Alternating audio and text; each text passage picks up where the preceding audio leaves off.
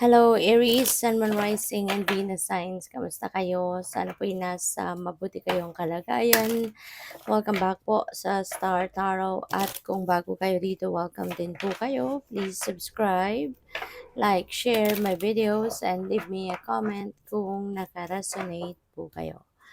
So, we have forgiveness, Aries. Napakaganda niyan kasi nakakagaan niya ng pakiramdam, nakakapagpaluwag, no, ng isipan at ng damdamin. So, this is really beautiful thing na maaaring gagawin na ninyo sa ngayon, na maaaring nandiyan diyan na nararamdaman niyo na dito yung sense of forgiveness. Maaaring handa ka ng magpatawad or baka ikaw yung hihingi ng tawad, no? Depende sa inyong sitwasyon. But regardless kung ano ang inyong sitwasyon, makakatulong ito sa iyo para makapagsimula ka na ng pagbabagong buhay.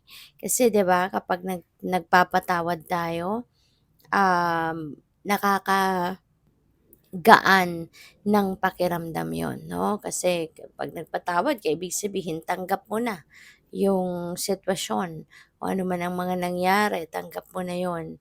At kaya ka nagpapatawad kasi tinanggal mo na din yung sama ng loob, 'no? Wala ka ng sama ng loob, wala ka ng, wala ka ng sama ng loob, wala ka ng, um, tawag dito, wala ka ng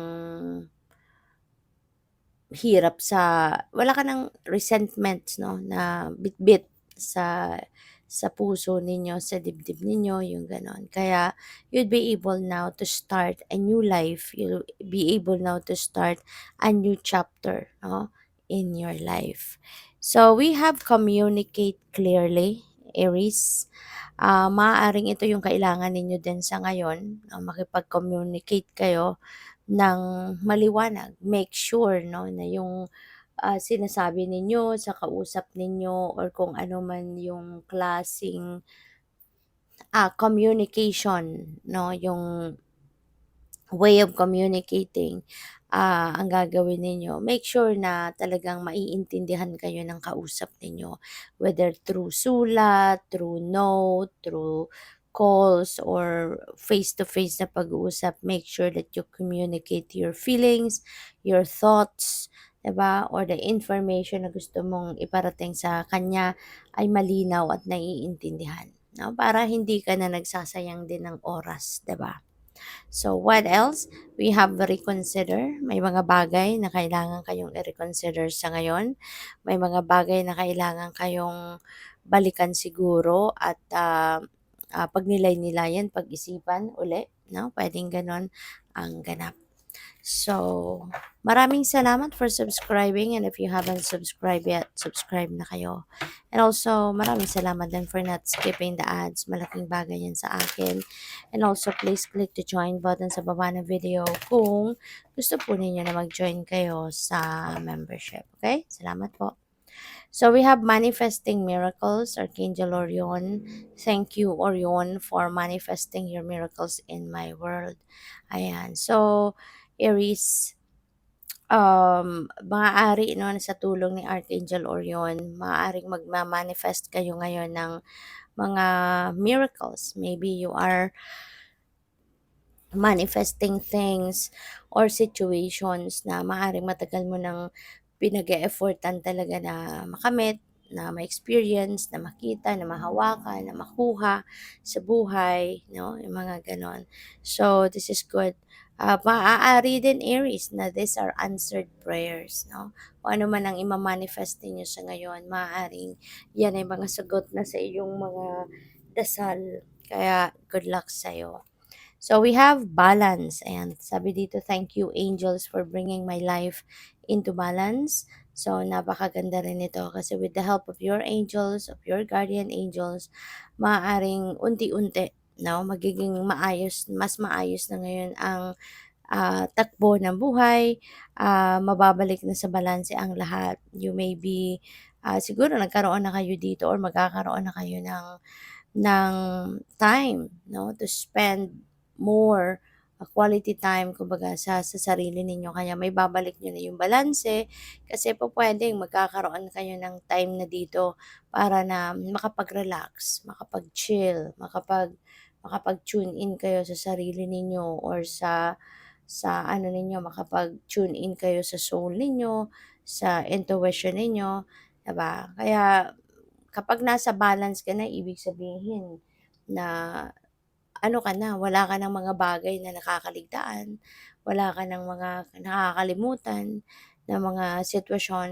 lahat na ng areas of life mo nabibigyan mo na ng oras at panahon, ano. Kaya mas maayos na ngayon ang takbo ng buhay kasi nga 'yun, may time ka na sa bawat area of life lalo-lalo na sa inyong kalusugan, sa inyong well-being, 'no. So we have take time to breathe. Sabi dito, thank you angels. I breathe with ease knowing you're here. So this is nice. Na kaya talaga kayo may makakabalik na sa balanse, may babalik mo na yung balanse sa buhay mo because you already have time to breathe. You already had time to to relax, 'di ba? Mabibigyan mo na talaga ng oras ang sarili mo para makapagpahinga ka. Kasi kung puro trabaho, 'di ba, it's suffocating, nakakapagod at tao lang din tayo, may kapaguran tayo, may hangganan ang lakas natin. Kaya kailangan paminsan-minsan we need to relax, we need to rest, we need to give ourselves time to breathe. Kaya maganda 'to 'no, na kung ganito yung gagawin ninyo, magbibigay kayo ng oras sa sarili ninyo para, to take a break, to take up time out sa mga pinagkakaabalahan ninyo, maganda magiging resulta nito. So what else? We have spiritual abundance. Wow, you are so blessed. Sabi dito, thank you angels for blessing me with infinite abundance. And yung hawak-hawak ng angel, no, gold coins. So parang binibigay sa 'di ba? So maaari no na isa 'to sa mga miracles na mag-a-unfold sa buhay ninyo. Yung infinite abundance, napakaganda kasi parang ito na yung simula ng tuloy-tuloy na pagpasok ng abundance sa buhay mo. Baka ito na yung simula ng tuloy-tuloy na pagpasok ng financial blessings or financial opportunities 'no, sa buhay ninyo. Kaya yun, dadating na yung kaperahan, 'no, dadating na yung kaperahan sa inyo at parang walang humpay 'no, ang pagdating ng kasaganaang ito sa buhay mo. Kaya napakaganda. So don't forget to be grateful. Don't forget to thank the divine, no, for all the blessings that you already have in your life and what is yet to come. So good luck. Thank you for watching Love and Light. Namaste.